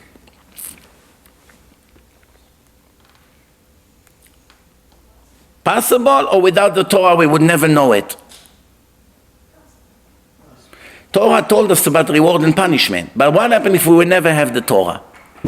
Many people in the world never heard about the Torah, among them some Israelis and regular Jews from different countries, and they don't believe that there's such thing punishment by God. They believe in God, but they were trained in their mind to think that this God can never punish. He doesn't reward and he doesn't punish. That's the way they think. The question is, if they would think harder, it required by common sense or no? What do you think? The answer is absolutely yes. Even though one famous rabbi wrote in one of his books that it's not, is wrong. It's a very big mistake he made. It's 100% required by common sense. You see, even rabbis make mistakes sometimes. Famous one. And someone that brought it to my attention approached him. But his ego so far doesn't let him change and admit that he made a mistake. Maybe eventually he will overcome his ego. People have ego. There's nothing you can do about it. The next one, is it required by common sense that the Mashiach would come without the prophets, without the Torah? The answer, absolutely not. Without the Torah, we will never know about the concept of Mashiach. It's not something that the mind requires. Absolutely not. Is it required by common sense that the dead people will resurrect? Why should they? If Hashem wants them to live, let them live forever, or until a certain age, and that's it. Why killing them and bringing them back to the world? Without knowing the concept of reincarnation, assume it doesn't exist in our mind, we never heard of it, how would we ever believe that people will come back to life? Is it required by common sense or no? What do you think? Depend. One of the Caesar asked Rabbi, you believe that the bones that are hundreds of years in a grave can ever come back to life? So he told him, a seed from the wheat, you put in the ground, it become rotten, moldy from the rain, completely rotten. Would you ever imagine that a beautiful wheat would grow out of it with leaves and grains? Can something come out of it? Would you ever know that from a drop a body would come with a brain and eyes from a drop of liquid? But the answer is a very good answer. But the question that we're still asking, would we ever know there's such a thing, resurrection of the dead, without the Bible, without the Tanakh? Is it required by common sense? The answer, no. So let's conclude. What's the answer right now? I ask, is it required by common sense that God reward the righteous and punish the wicked? Is it required by common sense? The answer, yes. Why? If I never saw the Torah, how would I know that there's such a thing, reward and punishment? How would I know without the Torah? The answer, you may say, you see some people, bad people dying or getting hurt, and some good people not. Then the person would say, no, but I also see the other way around. I see good people die young or get sick, and I see very bad people control the world. So that doesn't indicate anything. The answer, Rabotai, pay attention and please don't ever forget what I'm about to tell you now. It's very important to be a kosher Jew. It's very important for the basic and foundation of our ideology. I made a film, Torah and Science, and I also repeated some of it in my Purpose of Life film. I asked over there, how do we reach those conclusions without having the Torah? And this is the right order. Step number 1, every creation has a creator. You see, it's symmetric, it's round, triangles, straight lines, wires, connections, whatever the creation is. It has shape, all kinds of things. If you see a creation, a table, a chair, a camera, a book, anything, you know right away someone made it. Who is that someone? I don't know. But someone made it. Someone planned, and based on his plans, he made it. But what made him make it? What made him do it? He had a purpose. Because we never found any creation without a purpose. Every creation has a purpose. Chair has a purpose, to sit and to lean on it. Comfortable. It saves us energy. It takes away the back pain.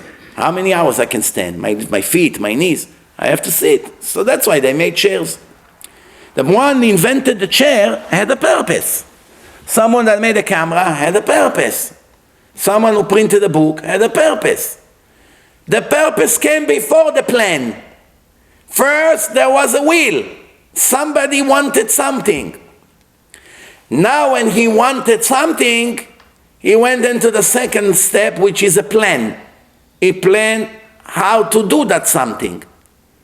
Why did he want to do that something? To achieve his will. Then came the third step, which is the actual creation. He created it.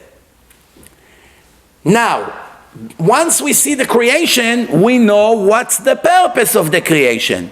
Even though the Maker did not tell us ahead of time, we don't need him to tell us. When we see that, we already know why he made it. When I see a light bulb, I know that the person that invented that made it to have light. I don't need him to tell me. Some of the creations, I need him to give me instructions how to use it because it's complicated. But I never need him to tell me what it's for. VCR, I know it's to play video. CD player, I know what's the purpose of it. Car, it's supposed to drive.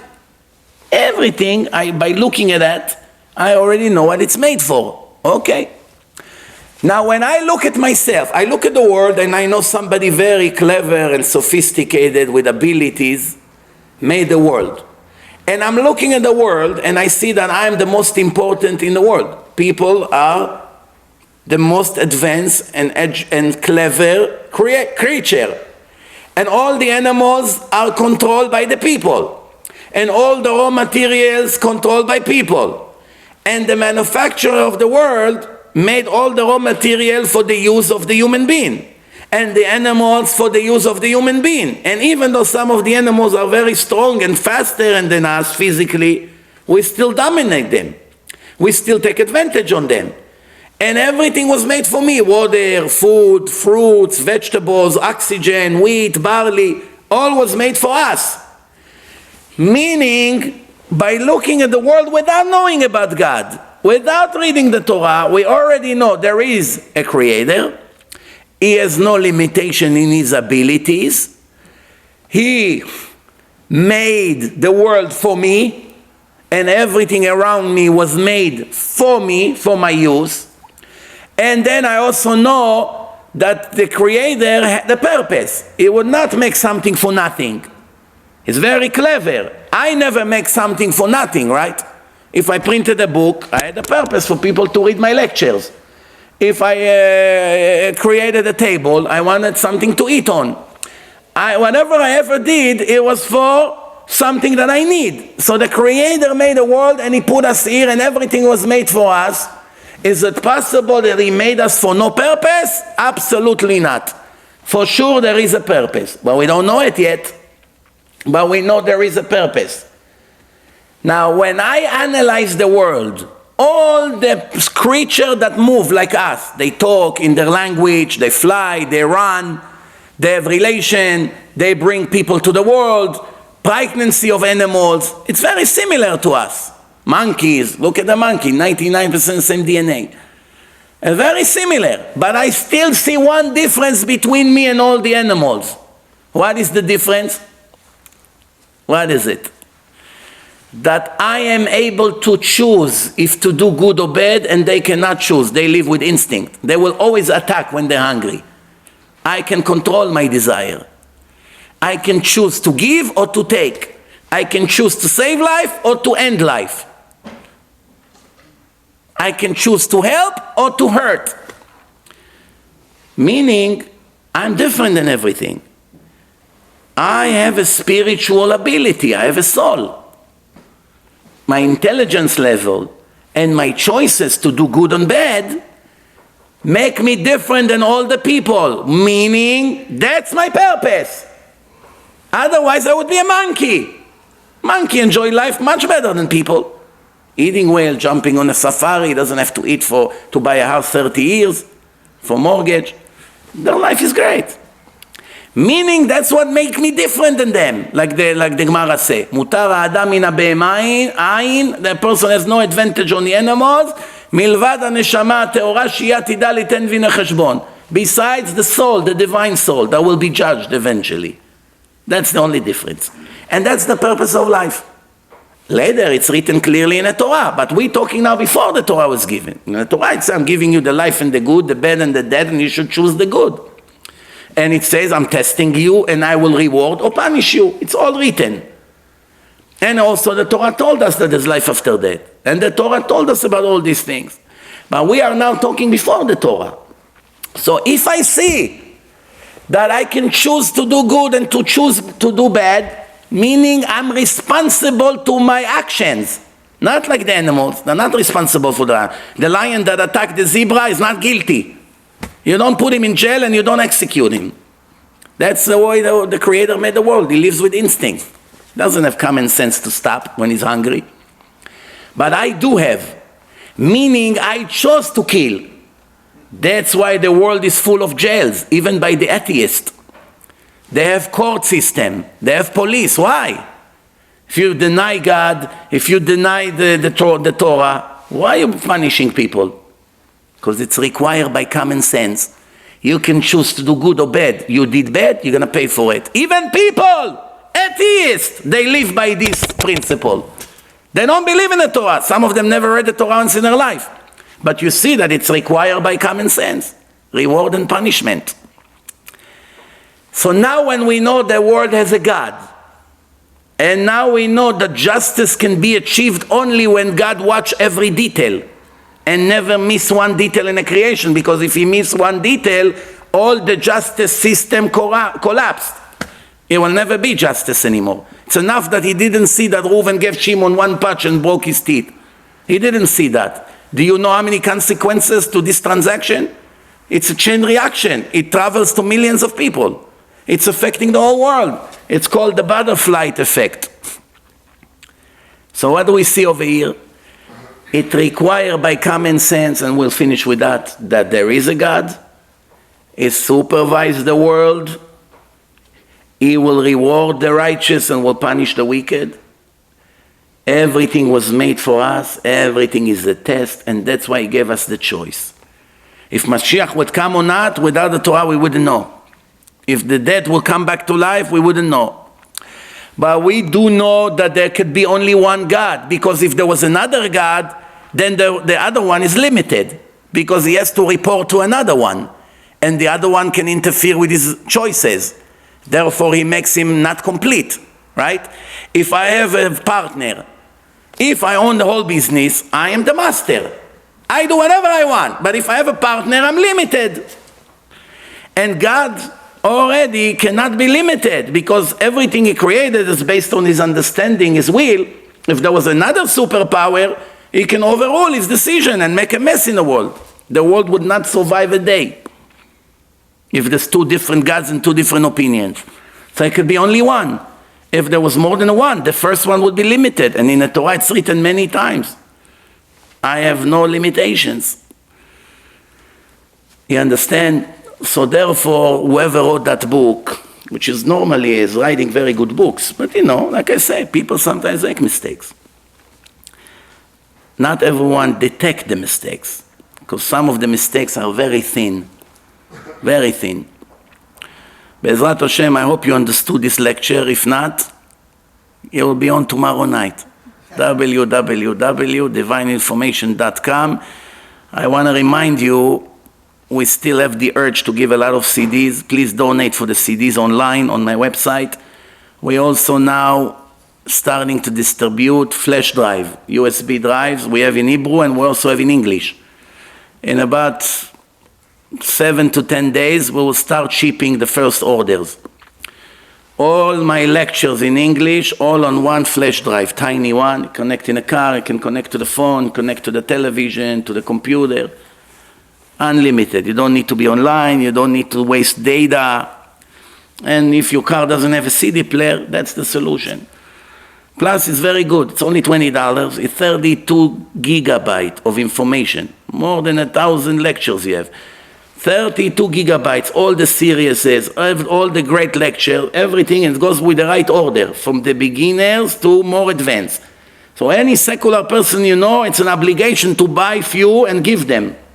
Instead of giving them many CDs, which most likely they get scared. Oh, wow, you're giving me a pile of CDs like this, and everyone is 30 hours? You get nervous. You give him a little device, play it in a car for an hour or two. Do me a favor. After a year, the first 2-3 hours, he's hooked. You save his neshama for sure. There's no chance he will stay secular after listening to this device. Everything is in there. He's only going to be thirsty to listen to more and more and more and more. It's an obligation. Use your master money. You're saving souls like this. You're saving souls. I wanted to tell you a story, but time ran out. But the story that I found out about a Goya that listened to the debate, and she started to convert. She had an Israeli boyfriend. He didn't want to marry her because she's not Jewish, but he was totally secular. But he couldn't do it to his parents. And when she found out the Jew doesn't want me, I believe in God, he's not even religious, but he doesn't want me because I'm not Jewish, she started to search about Judaism, and of course she found me online. She started to listen. She came back to America. She converted. And then she hooked back with this Israeli guy. Now I'm Jewish. Oh, great, so now I can marry you. No, now I don't want to marry you. You're not keeping Shabbat, you're like a goy. So she made him listen to the lectures. He also became religious, and they happily married, Baruch Hashem. Yesterday, one woman in a shiur in Brooklyn, she told me the story, and she actually sent it recorded. Baruch Hashem. Nistarot darkei Hashem. You don't know how Hashem will send the messenger, even from Goya, from overseas. She is supposed to convert. Hashem killed 2 birds with 1 stone. By actually giving her what Hashem wanted, also save one of his sons. Baruch Adonai Leolam, Amen ve'amen.